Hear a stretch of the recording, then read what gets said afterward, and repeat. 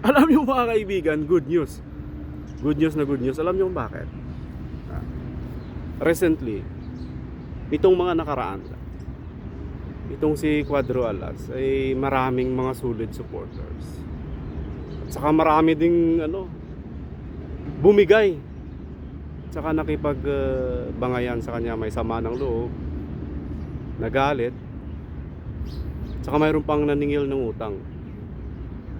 Pero dininay ito ni Cuadro Alas. Wala daw siyang utang. Pero ayaw naman sa inutangan niya, which is nagpakita naman ng resibo. Yun. Sa mobile, Anti-Marukoy Vlog, panoorin nyo. Yun. May utang nga, no? May utang para sa pag-aaral ng bata, anak niya. Kasi during that time wala siyang laban. Stranded siya doon sa UK. So nakiusap siya kay Sir Nemuel, which is syempre pinautang. So yun, pagkatapos ng laban sa Korea, hindi siya siningil. Inung pagkatapos ng laban sa Pilipinas, sa Okada against Nitombua, si Sir Nemuel, Anti-Marukoy Vlog, may may importante siyang gamit sa business niya na bibilhin. Siningil niya si Cuadro Alas. Kaya ang masama lang, itong si Cuadro Alas dininay. Sabi niya, kahit 1,000,000 pang utang ko, hindi ko babayaran yan.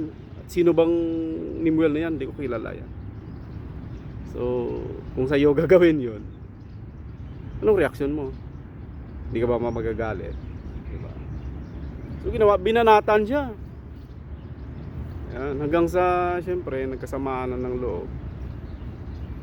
Pero si Sir Nemuel, fans pa rin siya ni Cuadro Alas pagdating sa boxing, pero sa personal wala na.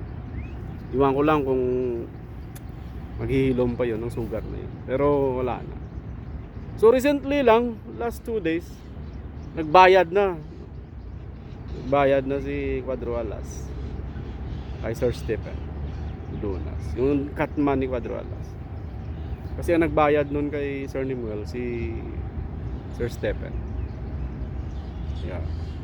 So recently binayaran ni Cuadro Alas si Sir Stephen ng utang niya kay Sir Nemuel. So ganun lang yun. So ang eng-eng lang doon, nasira yung mga magandang pakikitungo, pagkakaibigan, di ba?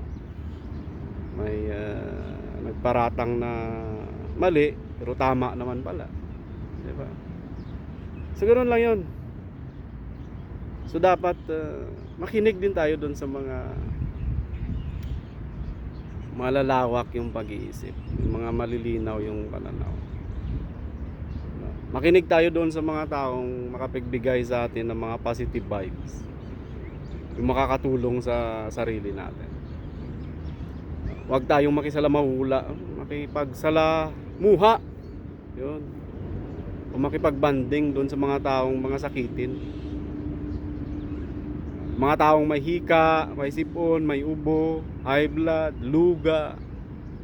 Kasi walang may dudulot yun sa health mo. Totoo yun. Subukan mong kasama mo lagi sakitin, darating araw hawaan ka rin, sisira ang karir mo. Ay nako. Ayun, kung hindi mo pa rin gets yan, bahala ka sa buhay mo. Buhay mo yan, diba? Kinig-kinig din. Hindi lang puro damdamin, hindi puro ego, hindi puro ikaw na.